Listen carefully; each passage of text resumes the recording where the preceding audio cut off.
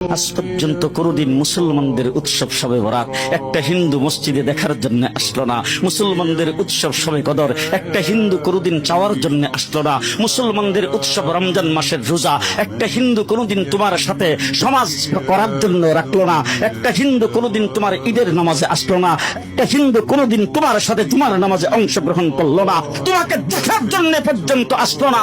তার কারণ হলো হিন্দুরা মনে করে এটা মুসলমানের উৎসব, আর তুমি মুসলমান হইয়া হিন্দুর দুর্গা পূজায় কিভাবে গেলা? তোমার কি হয়ে গেল? তোমার কি লজ্জা শরম তুমি ধুয়ে ফেলে দিয়েছো? তোমার কি কোনো লজ্জা শরম নাই? তোমার কি কোনো লজ্জা শরম নাই? আবার কি সুন্দর বলতেছ, ধর্ম যার যার উৎসব সবাই। হাই হাই হাই, ও মুসলমান যুবকেরা ভালো করে শোনো, ধর্ম যার যার উৎসব সবার, তাইলে বিয়া যার যার বউ তো সবার।